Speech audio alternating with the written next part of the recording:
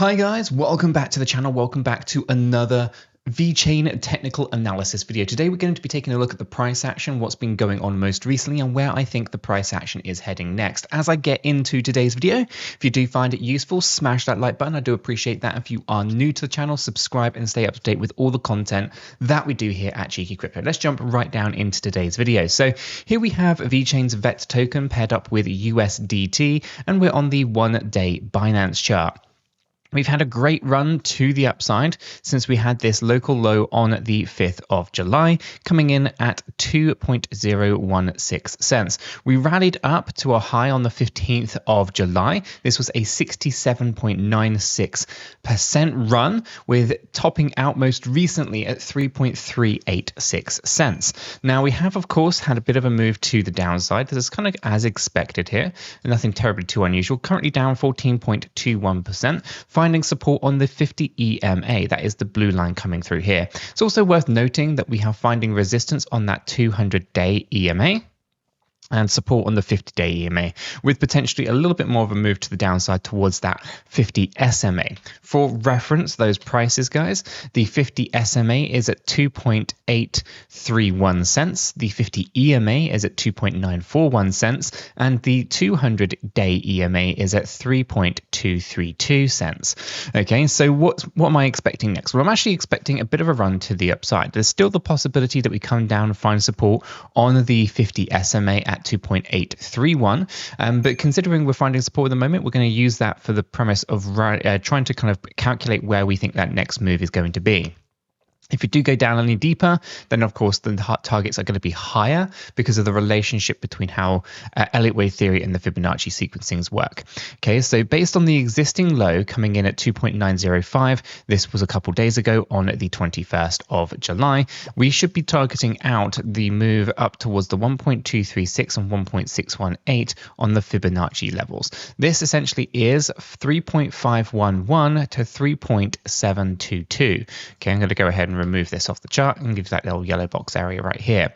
The reason that this is a target is we're targeting out a fifth wave move. We have a wave 1, a wave 2, all of this is our wave 3, this is our wave 4, and that will be our final fifth wave move. Okay, this run to the upside will be approximately about 20% from its existing low. Okay, so this is a great opportunity to potentially go long on the market, target out that kind of lower side, maybe put a trailing stop. Stop loss, again, just coming down a little bit deeper here than you would normally like to, but I'm looking for a great area of support to kind of put in on our stop loss. So I'd be targeting out somewhere around that kind of 2.666, which will essentially be this previous area of support, lower than the 50 SMA. And it's a risk-reward ratio there of 2.0. If you're more risk adverse, you definitely want to put your stop loss lower than your wave 1 high, because that would break the structure, and that's a true break of the pattern. But we would have to lift our targeted range ever so slightly higher to reach our minimum threshold of at least 1.5 on the risk-reward ratio. Okay, so again, you'd be targeting that higher range on the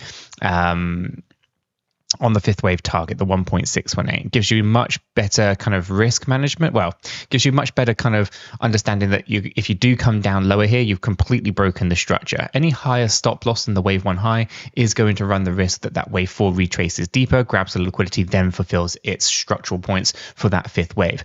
But, you know, a 1.6 risk-reward ratio is essentially going to be very, very good. Now, if I am to be trading leverage, I am going to be trading on BitGet or Blowfin. These are my two go-to exchanges when it comes to leverage-based trades.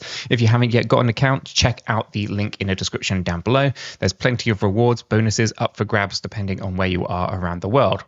I think BitGet, for example, is $30,000 in reward bonuses depending on where you are and what jurisdiction you are KYCing in and all that kind of good stuff. So moving on from there, we have a great run here to the upside still. This is a 5-wave pattern, which is a great reversal pattern, indicating that this could be the beginning of a much bigger run to the upside. Anyone who understands Elliott wave theory in a reasonable amount of detail will know that a 5-wave move in itself contains a 5-3-5-3-5, which essentially is something that looks like this. Okay, so what we look for in these kind of patterns here is a 5-wave move, a 3-wave correction, 5-wave move, 3-wave correction, 5-wave move, right? In this case, to the upside, but it can, of course, go to the downside. This is important because we also have a 5-wave move to the upside here. And if I zoom out of this just a little way, you can see that we're expecting this wave 3. A wave 3, of course, will be the 5-wave pattern that we see here. Now, these nest down quite aggressively, which means this wave 3 coming up towards 20 cents could be very, very powerful. Okay, so keeping a very close eye on this. This could be a wave 1 of a wave 1, for example, and it could be a very explosive move to the upside. Understanding how all of this kind of works together is very, very important.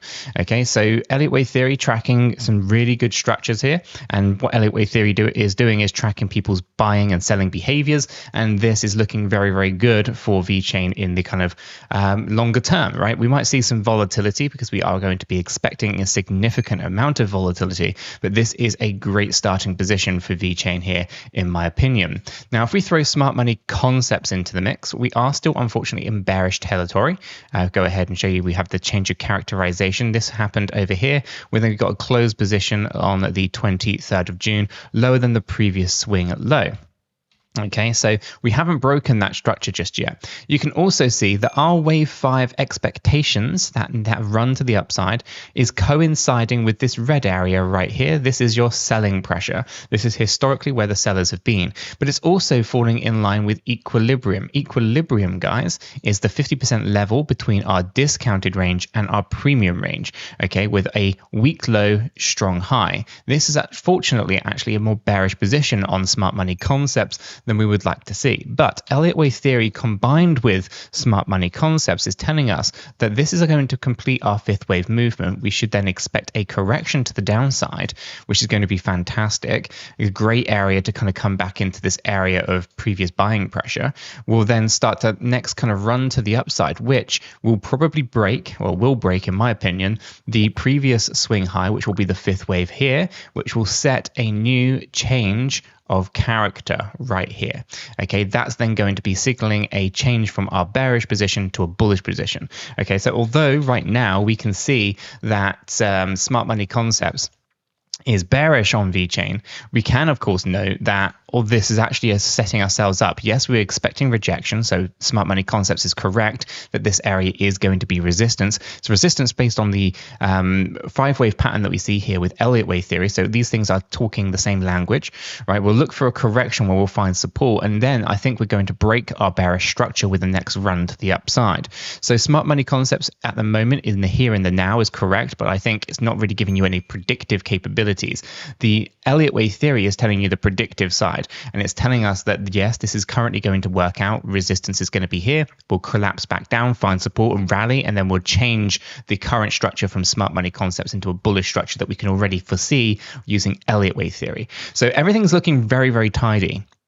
Turn off the smart money concepts and bring up our stochastics. You can see some great progress is being made here as well. We can see that we're oversold on the 8-hour, 4-hour, 1-hour. So we're looking for that progression to the upside, and our stochastics heavily correcting on the daily chart. Things are gearing up quite nicely here for VeChain. I still expect us to obviously move back down to those areas once again, once we complete that next kind of 20% move to the upside, but it's looking pretty good. Turn off the stochastics, bring on the relative strength index. Again, it's resetting nicely, still above the 50 level, still looking bullish. No divergence on price action though, so that's interesting to note. But for the most part, still looking very, very good when it comes to the RSI. Volume profiles, if we turn those on, we can see that volumes are decreasing as we're kind of pushing back down into this wave 4. Great to see. And we hopefully will start to see a little bit of a lift in the volume. Volumes are still incredibly low. We can see that we actually had much better volumes when we had this first initial surge to the upside. We've come down into the typical wave 2 retracement between 1.56 and the 2.968 and or 2.698 I should say, and this is typically where you would expect the wave 2 to reverse. That's kind of what we've mapped, the reversal here. We'll still come back down into this range one more time, but we should not, without breaking structure, come down lower than 2.016 cent, because that will then break our structure once again. But for the most part, everything here that's going on is looking pretty good. A true breakout would happen at 5.5 cents. cents because this can still be considered a zigzag pattern where we have an A, B, and C structure and then still collapse down again and go down lower than the 2.016 cents. So there's a lot to play for here for VeChain, but for the most part, everything is kind of looking pretty nice, pretty tidy. Whether we're starting that next wave 3 or not, we are still going to be looking for some very tidy gains here for VeChain. Guys, you can let me know what your thoughts are on all of this in the comments down below. Do you agree? Do you disagree? What is your long-term price prediction for VeChain? Let me know. And if you haven't done so yet, check out Chris's channel where he's discussing some of the fundamental things going on with real-world assets, Cardano, XRP, Bitcoin, you name it. This is not one that you're going to want to miss.